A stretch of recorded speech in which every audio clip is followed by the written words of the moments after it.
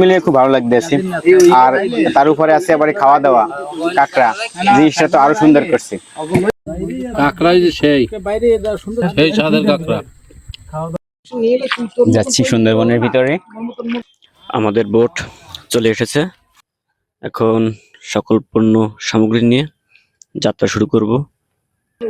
আজকে একটা স্পেশালি একটা পিকনিক আছে, সেই নির্দিষ্ট লোকেশনে যাই আমরা আমাদের সেই পিকনিক যোগ্য শুরু করব। তো দেখেন পিকনিক আমাদের সুন্দরবনের ভিতরে যে নদীগুলা, নদীর দৃশ্যগুলা, দুই সাইডে গাছপালা আর এক সাইডে বসতি আছে।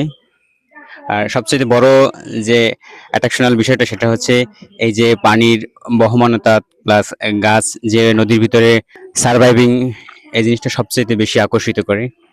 তো আমরা যাচ্ছি আমাদের বোট নিয়ে। আমরা আপনাদের আজকে একটা নতুন পেজের কথা বলবো, সেটা হচ্ছে প্রাণের সুন্দরবন। তো সেই প্রাণের সুন্দরবন আমরা তাদের সাথে আছি সেই পেজে। তাদের যত সদস্য আছে সবার সাথে, সবার সম্মিলিত প্রচেষ্টায় আজকে আমাদের এই যাত্রা। তো ভিতরে যাব, দেখি কতদূর ভিতরে যাওয়া যায়। আমি অন বাই অন আপনাদের পরিচয় করাই দেব যে আসলে আমরা কে কোন দায়িত্বে। আপনি সামনে যে যারা দেখতে পারতেছেন যে নৌকা করতেছে, স্টারিং করতেছে, উনি হচ্ছে পেজের ওনার। তারপর আছে সহযোগীরা। আমার বেয়াই আছে ওই যে লাল গেঞ্জি, তার পিছনে আছে ওই সাইডে আছে আমার এক ভাই, নৌকা উনিও রাইড করতেছে। তো আমরা ওইখানে খাবার দাবার রেডি করে নিয়ে যাচ্ছি। আর কাঁকড়া আছে, এগুলো এখানে দিয়ে রান্না হবে। অবশেষে পৌঁছে গেলাম সুন্দরবনের এক গহীন জঙ্গলের ভিতর। আমাদের সহকর্মীরা যাচ্ছে কাঁকড়ার সন্ধানে।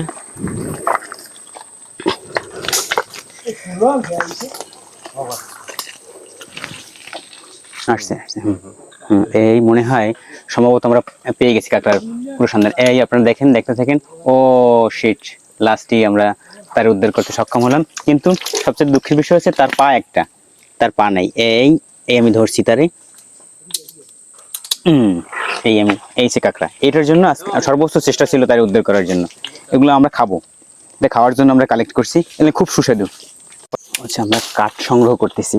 আমরা আজকে একটু বনভোজন পিকনিকের ব্যবস্থা করছি।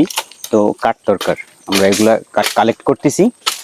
রান্না বান্নার জন্য দরকার আছে অবশ্যই। আমরা এগুলো বাসার জন্য না, অবশ্যই পারমিশনও বোধহয় নাই। তো আমরা ছোট ছোট যে ডালগুলো আছে এগুলো কালেক্ট করে রান্নার জন্য আমরা নিয়ে যাব। তো বলেছিলাম যে পিকনিকও হবে সুন্দরবনে।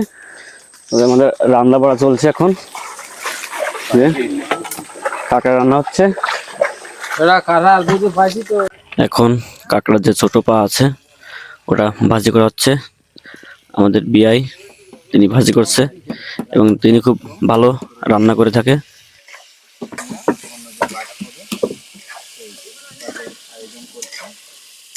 এখন কাঁকড়ার পা ভাজি করা খাচ্ছি এবং সত্যি বলতে এটা ছিল আমার জীবনের প্রথম, মানে এর আগে আমি কখনো খাইনি এই কাঁকড়া পা ভাজি। আসলে খুব মজাদার।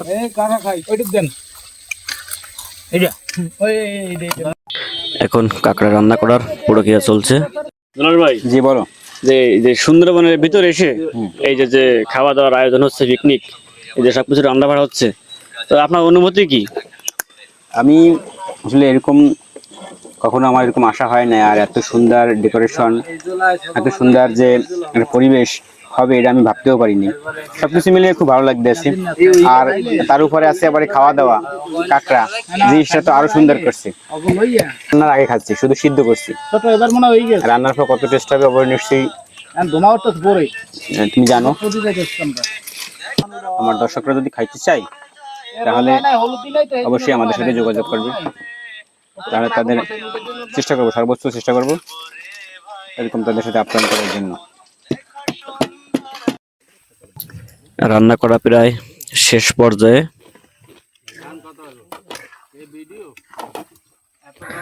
আর দেখুন কি কালারটাই না হয়েছে, খেতেও নিশ্চয়ই খুব ভালো লাগবে। সব শেষে এখন সবাইকে খাবার দেওয়া হচ্ছে। আজকের রেসিপি ছিল মুরগির মাংস এবং কাঁকড়ার ভুনা। বিশেষ করে আমার জন্য এত কিছু আয়োজন করার জন্য আমি প্রাণের সুন্দরবন টিমের সকলকে জানাচ্ছি অসংখ্য ধন্যবাদ, এবং আপনাদের এই আতিথেয়তা আমি কোনোদিনও ভুলবো না। কাঁকড়াই যে সেই বাইরে সুন্দর জায়গা আসতো সেই স্বাদের কাঁকড়া। খাওয়া দাওয়ার ভিডিও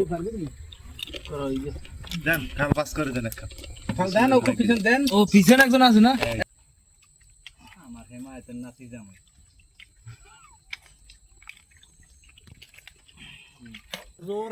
আজকের খাবারটা খুবই মজাদার হয়েছে।